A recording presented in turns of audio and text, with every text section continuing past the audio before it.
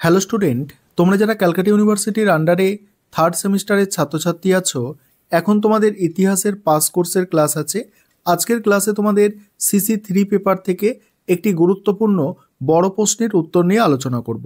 প্রশ্নটা হচ্ছে পল্লব স্থাপত্য শিল্পের পরিচয় দাও। এই প্রশ্নটা তোমাদের 10 নম্বর বা 20 নম্বরে পরীক্ষায় আসতে পারে। বেশিরভাগ ক্ষেত্রে 10 নম্বরের আসার সম্ভাবনাই বেশি। দেখো তাহলে অ্যান্সারটা তোমরা বুঝে নাও। দেখো কি বলা হচ্ছে, পল্লব স্থাপত্য শিল্পের পরিচয়। প্রথমেই তোমাদের একটা ইন্ট্রোডাকশন অর্থাৎ ভূমিকা লিখতে হবে। সেখানে কি লিখবে দেখো, পল্লব স্থাপত্য শিল্পের সূচনা হয় মূলত 600 খ্রিস্টাব্দে এবং এটি প্রায় 300 বছর ধরে বিকাশ লাভ করে। আর এই সময় নির্মিত মন্দিরগুলি মূলত দাবির স্থাপত্য শৈলীর প্রাথমিক উদাহরণ। পল্লব রাজারা শিল্পকলার পৃষ্ঠপোষক ছিলেন এবং তাদের সময় মহাবলীপুরম এবং কাঞ্চিপুরমের মন্দিরগুলি বিশ্বের খ্যাতি লাভ করে। এবার দেখো, পল্লব স্থাপত্যকে প্রধানত 4টি পর্যায়ে ভাগ করা যায়।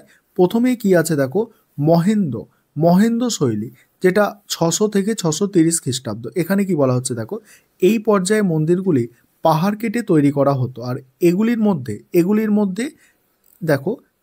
মধ্যে দেখো মন্ড গাপুট্ট গুহা মন্দির, দেখো এখানে লেখা আছে ইংলিশটা, মন্ড গাপুট্ট গুহা মন্দির অন্যতম। আর এই শৈলীতে নির্মিত মন্দিরগুলির বৈশিষ্ট্য হলো স্তম্ভযুক্ত হল এবং সরল গঠন। পরের পয়েন্ট হচ্ছে দেখো, মামল্য শৈলী, সেটা 630 থেকে 688 খ্রিস্টপূর্বাব্দ। এখানে কি বলা হচ্ছে দেখো, এই সময় স্থাপত্য শৈলীর বিশেষ উন্নতি ঘটে। এই পর্যায়ে দেখো মোনোলিথিক অর্থাৎ একক পাথর কেটে তৈরি রথ এবং খোলা আকাশের নিচে মন্দির নির্মাণ প্রচলন শুরু হয়। তারপর কি বলা হচ্ছে দেখো, মহাবলীপুরমের পঞ্চরথ এর প্রকৃষ্ট উদাহরণ। আর এই রথগুলির নাম পঞ্চ পাণ্ডবদের নামে রাখা হয়। ধর্মরাজ রথ, ভীম রথ, অর্জুন রথ, তারপরে নকুল রথ, সহদেব রথ এবং দ্রৌপদী রথ।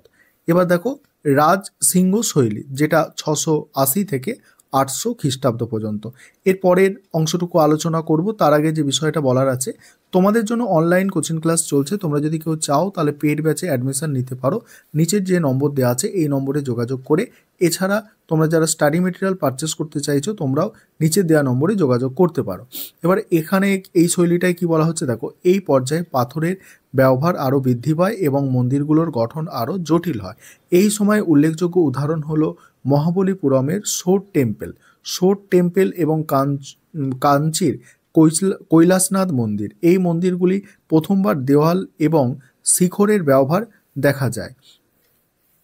তারপর দেখো অপরাজিত শৈলী, সেটা হচ্ছে দেখো 800 থেকে 900 খ্রিস্টাব্দ।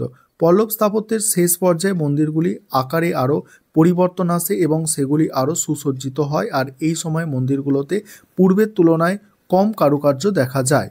তারপরে দেখো পল্লব স্থাপত্যের যে বৈশিষ্ট্য আছে দেখো, পাথর খোদাই প্রথম বৈশিষ্ট্য। পল্লব স্থাপত্যের প্রধান বৈশিষ্ট্য হলো পাথর কেটে মন্দির তৈরি। এই পদ্ধতিতে একটি মাত্র পাথর কেটে বিশাল মন্দির তৈরি করা হতো। 2 হচ্ছে মোনোলিথিক রথ। মহাবলীপুরমের পঞ্চরথ হলো মোনোলিথিক স্থাপত্যের উজ্জ্বল দৃষ্টান্ত। এখানে প্রতিটি রথ একটি মাত্র পাথর কেটে তৈরি করা হয়েছে। তারপরে দেখো স্তম্ভ। পল্লব মন্দিরগুলির স্তম্ভগুলি সিংহ, হাতি এবং অন্যান্য পৌরাণিক প্রাণীর মূর্তি খোদাই করা আছে। ভাস্কর্য, পল্লব যুগের ভাস্কর্যগুলি অত্যন্ত জীবন্ত এবং আবেগপূর্ণ।